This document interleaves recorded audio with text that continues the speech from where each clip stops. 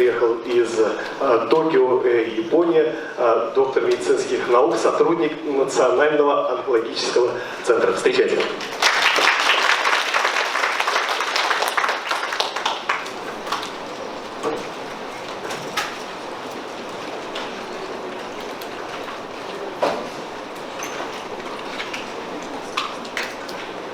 Hello, thanks for a kind invitation and thanks for a kind introduction. My name is Masau Sekiguchi, coming from National Cancer Center, Tokyo, Japan, coming with Dr. Matsuda and Dr. Abe. Добрый день, большое спасибо за приглашение на сегодняшнее мероприятие, большое спасибо за то, что так тепло меня представили. Меня зовут Масау Секигучи, я работаю в больнице при Национальном онкоцентре. Я сюда приехал совместно со своими коллегами, доктор Абе и доктор Мацуда. So today I'd like to talk about the Lucera elite system based on our experience using this system. Сегодня я бы хотел поделиться нашим опытом использования новой системы визуализации Lucera Elite. So it is a really good news actually that Lucera elite system is being launched in Russia now. Собственно, хорошая новость заключается в том, что уже даже на российском рынке начала продаваться новая система Lucera Elite. This system in Japan actually was introduced several years ago, and we've been using this system for several years. В Японии эта система появилась уже несколько лет назад, и мы все это время ей активно пользовались.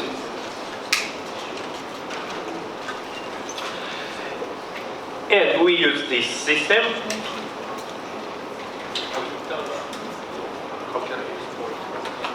Okay, no problem. So this system here, and also we use the high-quality colonoscopes which can be attached with Lucera elite system. Вот, собственно, на этой фотографии здесь представлена система Lucera Elite, и совместно с ней мы используем колоноскопы высокого разрешения, которые также к ней можно подключать. So with regard to the colonoscopes, we are routinely using the high-quality colonoscopes with the function of full magnification, such as PCM H200Z or CF HQ290Z.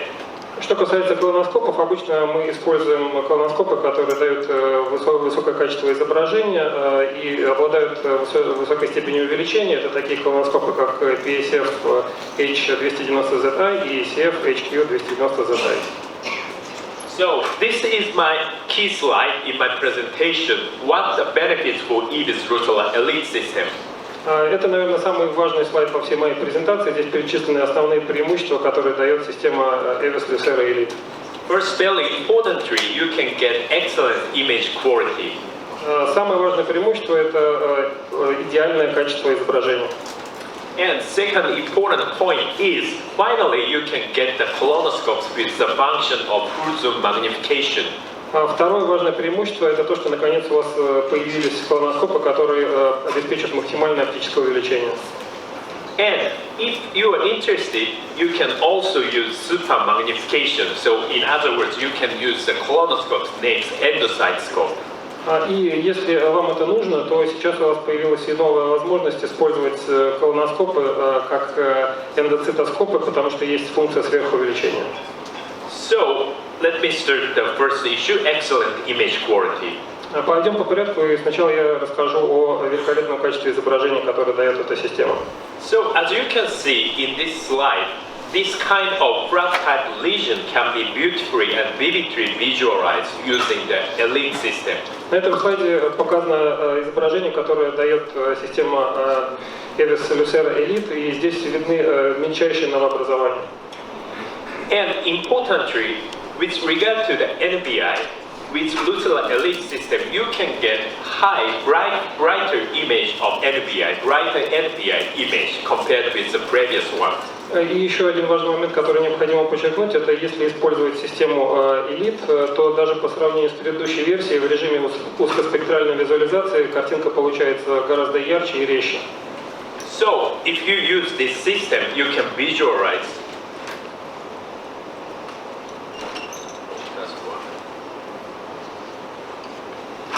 Now maybe stop.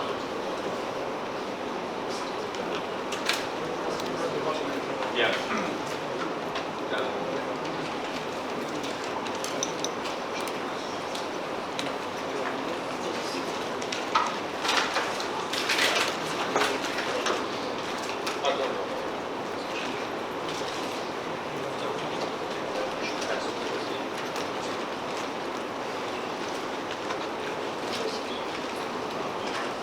So you can visualize this kind of flat-type lesion very vividly using NBI. Так вот, я просто хотел показать, что даже мельчайшее новообразование можно в режиме узкоспектральной визуализации увидеть. So, please wait. Let's imagine how good. Oh, here.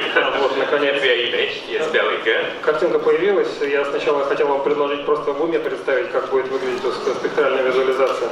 So also this kind of flat-type lesion can be visualized very clearly. И в режиме узкоспектральной визуализации даже такие новообразования очень четко видны. So second point is really important. Now you use maybe the usual endoscope or you use the endoscope with a dual focus system. However, if you get this scope, this system, LA system, finally you can use the colonoscope with the function of full zoom magnification. Ну и второе важное преимущество, которое здесь показано, это максимальное оптическое увеличение. Вы наверняка до сих пор еще пользуетесь и фиброскопами, и эндоскопами с двойным фокусом, но при помощи новой системы Elite можно добиться максимального оптического увеличения. So full zoom magnification is not a difficult task, very simple task. I think that honestly the full zoom magnification is simpler than dual focus system. И на самом деле здесь ничего сложного нет в использовании этой функции. Мне кажется, даже проще работать, чем с системой с двойным фокусом. So just by putting down this knob for magnification, you can get around 100 times magnification very easily. При помощи регулировочного винта можно очень просто получить увеличение в 80-100 раз. So let me show you one video. So please click this video. Сейчас попробую запустить видеоролик.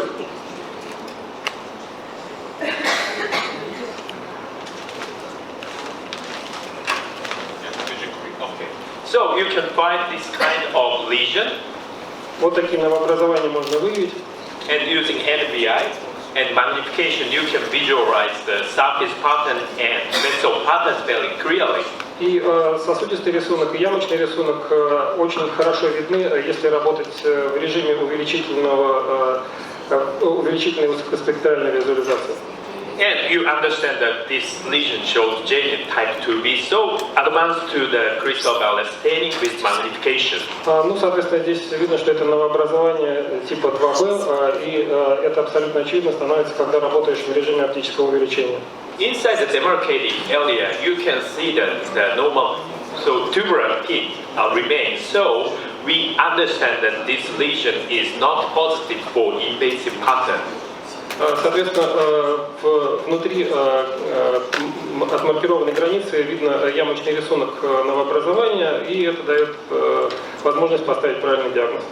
So we can easily understand that this lesion is a good indication for endoscopic resection. Соответственно, в этом случае потребовалось провести эндоскопическую резекцию слизистого слоя для того, чтобы удалить новообразование. And also lifting is good. Then EMR will be performed. Ну, можно сначала сделать подфолку, а потом уже резекцию. So actually this lesion was beautifully resected with EMR in umbral. И мы единым фрагментом при помощи резекции удалили все новообразование. So pathological results show the intramucosal cancer. Ну и потом по гистологии мы увидели, что там действительно уже был внутрислизистый рак. So here, let me talk about the important things for diagnosis in colonoscopy. А теперь я хотел бы остановиться на важных моментах, которые касаются постановки диагноза при проведении колоноскопии. So there are two important things. One is histological diagnosis, and second is depth diagnosis. Здесь необходимо помнить о двух важных аспектах. Первое – это постановка гистологического диагноза, и второе – это определение глубины инвазии. So with regard to depth diagnosis, actually, SM deep invasive cancer requires surgery due to a risk of lymph node metastasis. И если вы, определяя глубину инвазии, ставите диагноз глубокая инвазия подслизистого слоя, то требуется уже хирургическое вмешательство из-за опасности распространения метастаз на лимфоузлы. So diagnosis of SM deep invasive cancer is important. Поэтому очень важно еще и определять глубину подслизистой инвазии. And of course, the diagnosis of neoplastic lesion is very important because that requires treatment. Ну и необходимо, конечно, выявлять все новообразования, которые требуют дальнейшего лечения. Then my question is, what can we do with NBI magnification? Соответственно, дальше возникает вопрос, а как еще можно применять увеличительную узкоспектральную визуализацию? So if you get Lucera Elite system and finally you can use the colonoscopes with the function of full zoom function and also good image of NBI, then you can finally do historical diagnosis and depth diagnosis very appropriately. И хочу подчеркнуть, что если в вашем эндоскопическом отделении будет установлена система EVIS Lucera Elite, то вы получите возможность ставить очень точные гистологические диагнозы и точно определять глубину инвазии, так как эта система позволяет работать и в режиме максимального оптического увеличения, и в режиме узкоспектральной визуализации. In this perspective, I recommend you to use the JNET classification, which was already mentioned in the previous session by Professor Matsuda.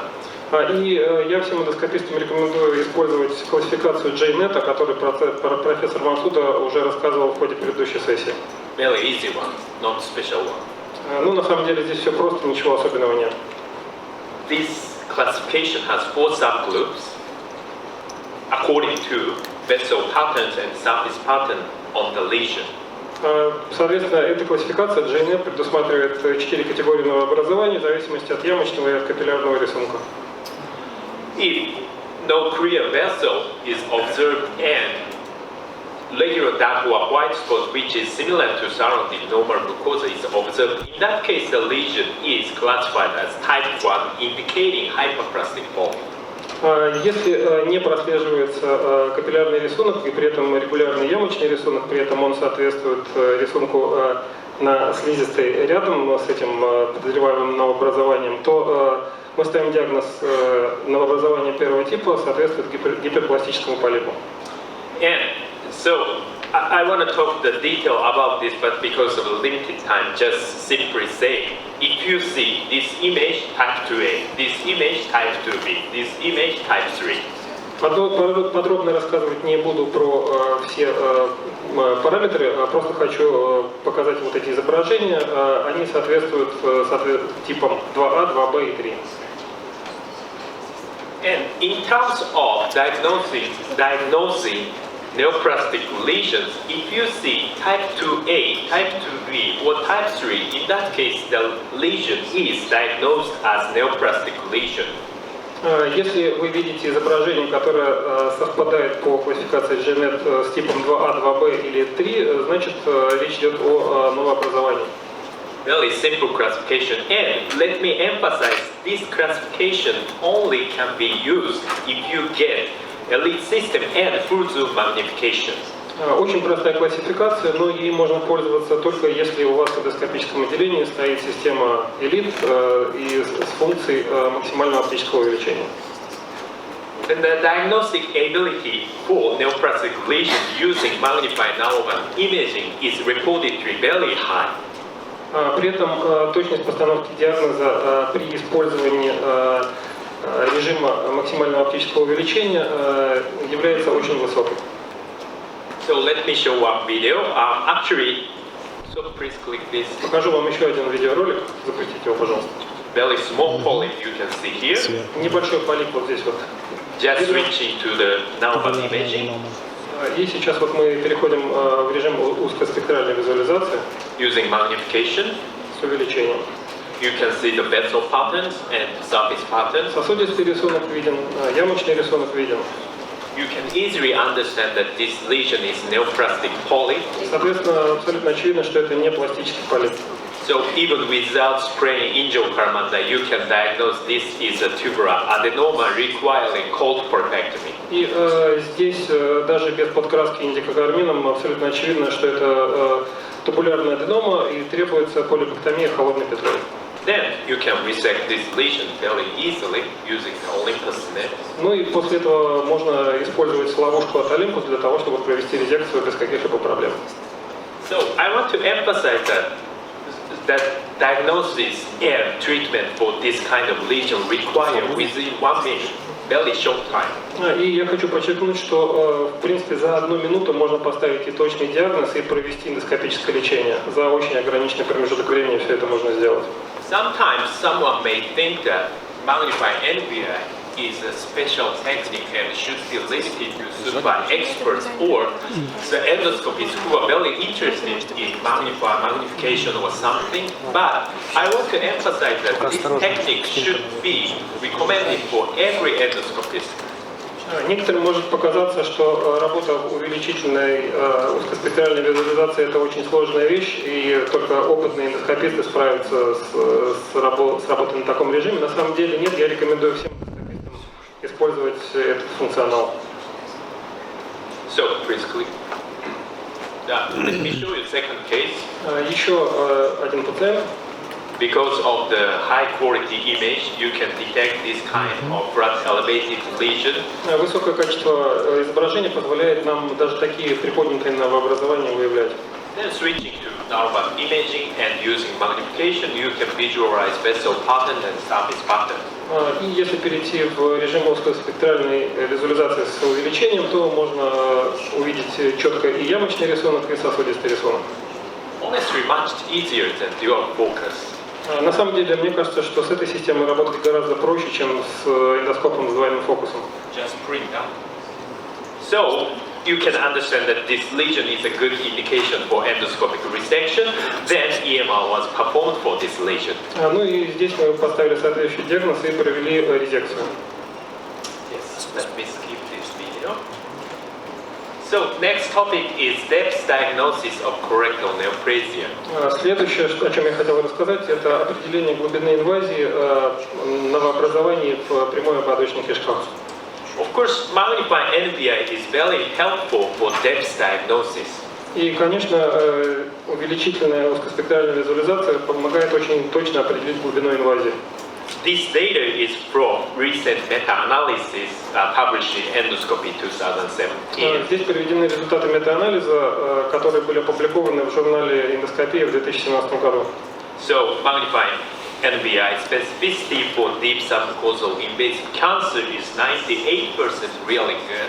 Вот посмотрите, пожалуйста, на специфичность при определении глубины глубокой инвазии в подслизистой. Это увеличительная узкоспектральная визуализация, 98%, очень хороший показатель. However, sensitivity is also good, but not perfect. Чувствительность там тоже высокие показатели, но не идеальные. And the magnified chroma endoscopy provides higher quality of data. Увеличительная хромоскопия позволяет даже эти показатели повысить. So let me explain about this using JNet classification. Если позволите, я теперь опять же при использовании классификации JNet попробую разъяснить, что здесь представлено. With regard to depth diagnosis, if you see type 3A, in that case you can confidently diagnose that lesion is deep submucosal invasive cancer. Если вы ставите диагноз новообразования третьего типа, значит, тут можно без сомнения сказать, что это глубоко инвазивный рак подслизистой. And also, if you see type 1 or type 2A, in that case you can confidently see that, oh, this lesion must be intramucosal lesion. Если ставите диагноз новообразования первого типа или типа 2А, то, скорее всего, это новообразование находится только внутри слизистой. Then how about type 2B? Let me focus on type 2B. Теперь давайте более подробно разберемся с новообразованиями типа 2B. So, JNet type 2B is characterized by variable caliber of vessels, irregular distribution of vessels, or irregular or obscure surface pattern as shown in these images. Обычно новообразования типа 2B характеризуются либо нерегулярным капиллярным рисунком, либо полностью размытым, нечетким ямочным рисунком, собственно, все то, что представлено на изображениях. So usually this finding indicates high-grade intramucosal neoplasia or shallow submucosal invasive cancer. И обычно здесь диагноз ставится такой: либо внутрислизистая неоплазия высокой степени, либо инвазивный подслизистый рак, но не на большой глубине. But at the same time, there's also a possibility for deep submucosal invasive cancer requiring surgery. С другой стороны, всегда есть вероятность того, что это глубоко инвазивный рак, который потребует хирургического вмешательства. So, if you see genotype 2B, you cannot complete the procedure only using magnified NBI. Поэтому, если вы ставите диагноз новообразования типа 2B, то колоноскопию, работая только на режиме увеличительной узкоспектральной визуализации, закончить нельзя. You need to further diagnose the lesion using magnified chromoendoscopy. Надо в режиме увеличительной хромоскопии определить глубину инвазии. So, let me summarize. If you see type 2B, magnified chromoendoscopy peak pattern diagnosis is required. Итак, подводя итог, если вы определяете, что новообразование относится к типу 2B, то необходимо в режиме увеличительной хромоскопии определить ямочный рисунок. So this slide summarizes the peak pattern classification, and from type 1 to type 3L, type 3S, type 4, indigo Karmandai is enough. And for the detailed diagnosis of type 5, crystal violet staining is required.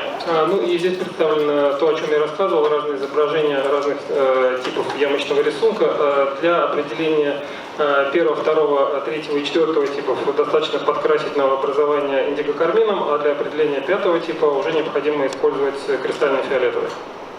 So type 5 pit is really important because type 5 pit indicates high-grade dysplasia or invasive cancer.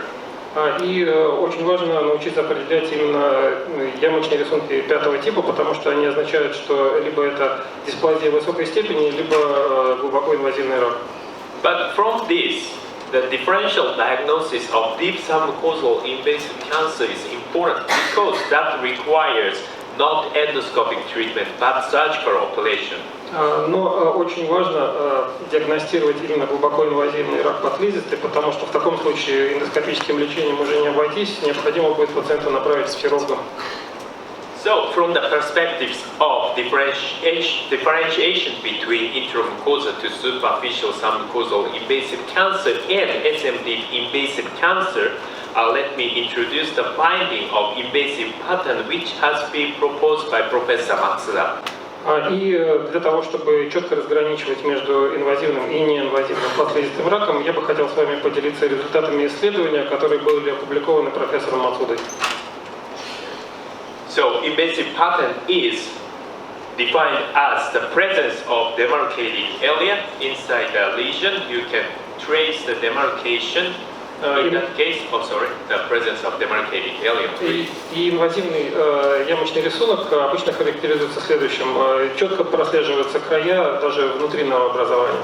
And inside the demarcated area, you have to observe very in detail, and you can observe by severe pit pattern. И внутри вот этих границ четко прослеживается соответствующий ямочный рисунок.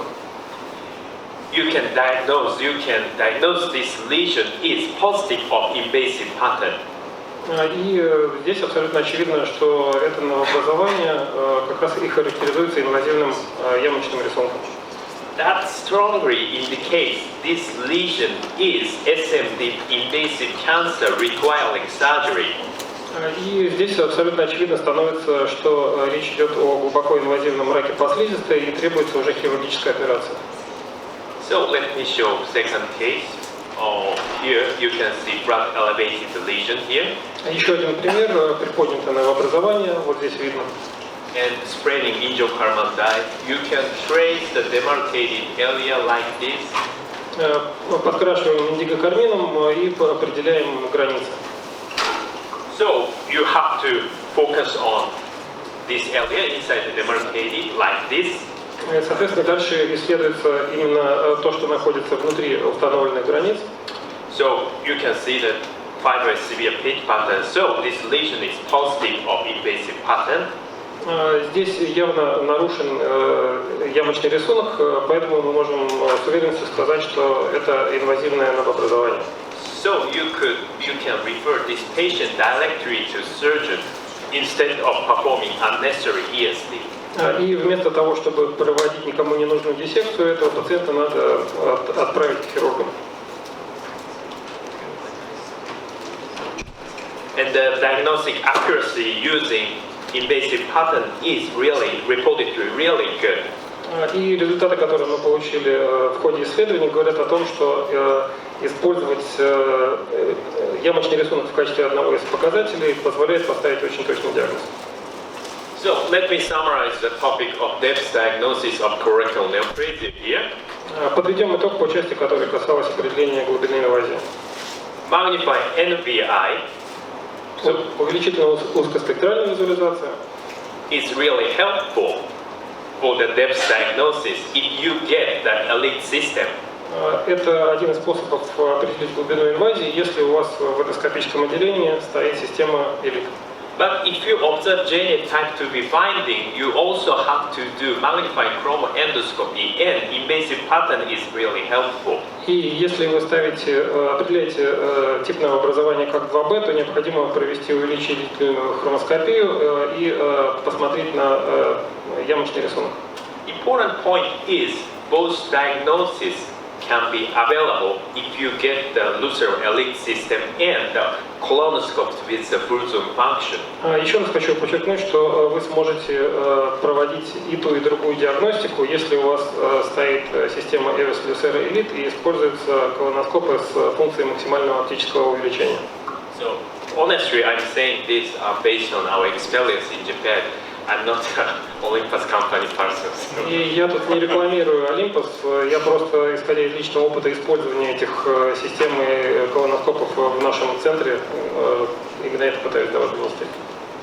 So, please click this quick video. So, just one more video. Еще один видеоролик.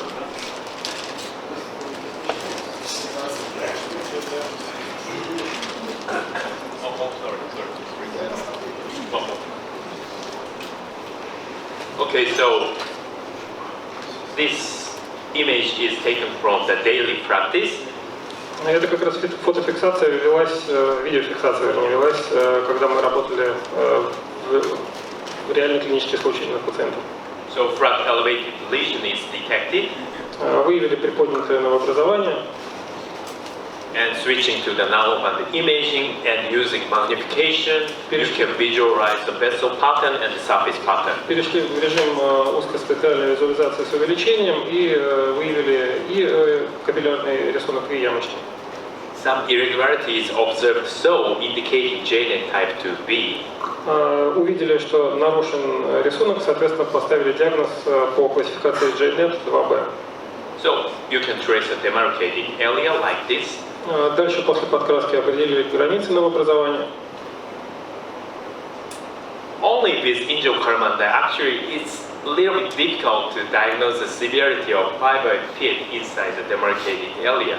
Если подсвечивается индикокармином образование, то очень потом трудно определять ямочный рисунок внутри подсвеченной зоны. So using the non-traumatic tube and through the non-traumatic tube, you can drip the crystal violet staining. Then you can visualize the peak pattern. Поэтому мы решили подкрасить при помощи кристального фиолетового, чтобы лучше было видно ямочный рисунок. Actually, this lesion is a little bit difficult to diagnose. However, severity of fibroid pit is not so strong, so we diagnose this lesion is not positive of invasive pattern. Ну, на самом деле здесь было сложно поставить диагноз, но мы пришли к выводу, что все-таки нерегулярность не так сильно выражена, поэтому решили, что это образование неинвазивное. So, we performed EMO for this lesion. Провели эндоскопическую резекцию. And this lesion was resected in unbroke, and this lesion was pathologically intramucosal cancer. Единым фрагментом провели резекцию, и потом морфологи сказали, что это было внутрислизистое образование, внутрислизистый рак. Okay, because of time, let me skip the procedure. Времени мало, поэтому я перемотаю ролик. So finally, let me talk about a little bit about supermagnification. Ну и в заключение хочу немножко вам рассказать о функции сверхувеличения.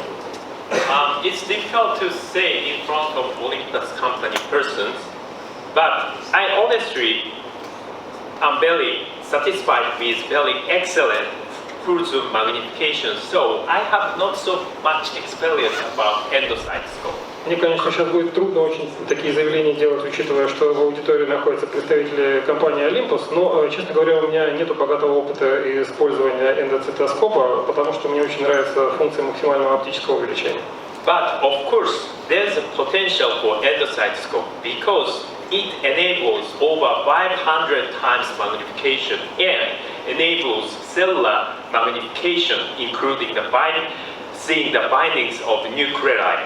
Но, в принципе, использовать эндоцитоскоп очень полезно, потому что, во-первых, увеличение получается почти 500-кратное, и, во-вторых, можно даже рассмотреть ядро на уровне клетки. So let me show just one case based on our experience. This lesion, actually, the diagnosis of this lesion a little bit difficult. Примеры в нашей клинической практике.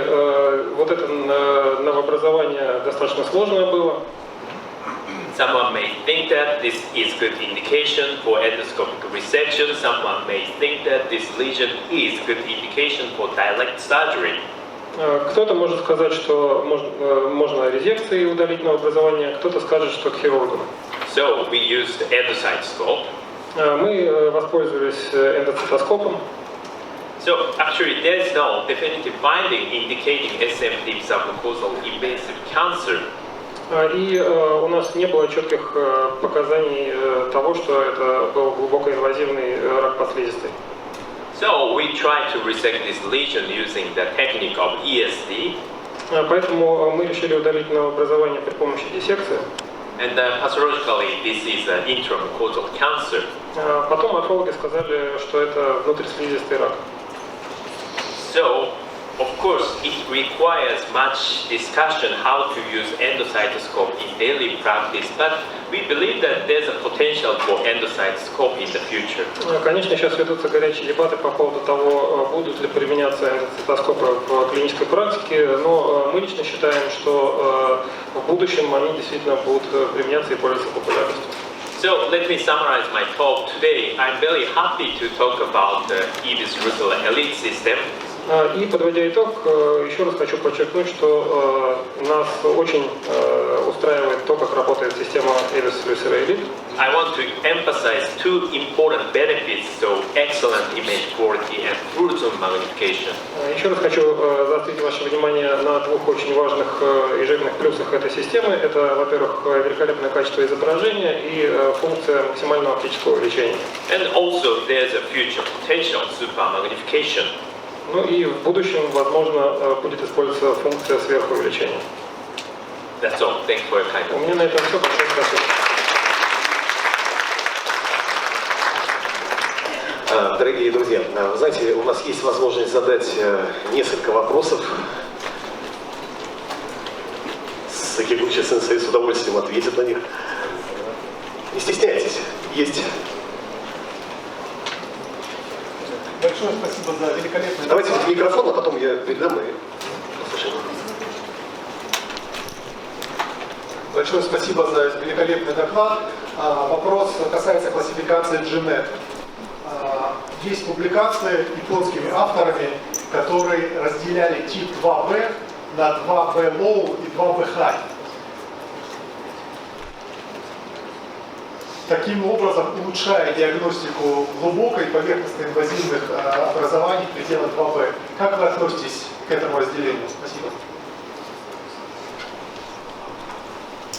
So thanks for a good question. Actually, so the genetic classification is composed of 4 subgroups, and we can add high or low, and also we can add confidence level is high or low. But still, that point is not established. And actually, if you divide it in detail, the limitation we should understand. So honestly, if we observe type J and type 2B, we still recommend the use of magnified chroma endoscopy at present. But future, maybe here, Dr. Matsuda Sensei, super expert, and also we have good colleagues, so we can more develop the genetic classification? Thank you for a very important point. Большое спасибо за очень хороший вопрос. На самом деле в классификации GNet предусмотрено даже 4 подтипа. Это, во-первых, высокой степени, низкой степени, как вы сказали, плюс еще и по доверительному интервалу еще 2 подтипа есть. Поэтому, в принципе, мы используем все.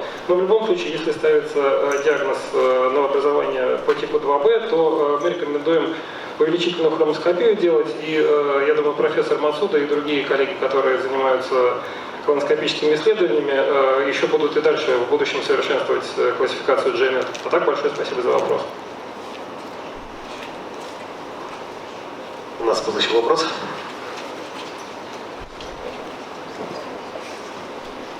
Еще раз большое спасибо за прекрасную презентацию. Мой вопрос о выборе метода эндоскопической резекции образования.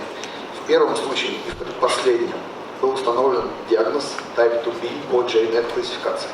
И было сомнение в глубине инвазии. Но тем не менее была выбрана эндоскопическая резекция слизистой, а не эндоскопическая резекция диссекции в послизистом слое. Почему такой выбор? Thank you for a good question. So actually, the important point is, so unbroken resection is required or piecemeal resection is allowed. And the cases I showed in my presentation require unbroken resection. And of course, there's 2 choices, EML or ESD. And so I tried lifting first. And that the size of the lesion is not large and lifting is good. So I believe that this lesion required EML enough. But as you mentioned, if the lesion size is a little bit larger and the lifting is, for example, not so good, in that case we should choose ESD. Большое спасибо за вопрос. Ну, на самом деле, надо еще различать, какая резекция проводится либо одним фрагментом, либо фрагментарная резекция. Но в нашем случае, во-первых, мы сделали подколку, во-вторых, размер диаметра новообразования был небольшим, поэтому решили единым блоком проводить резекцию. А так вы правы, если трудно сделать подколку, либо диаметр новообразования большой, то можно и диссекцию проводить. Есть еще вопросы?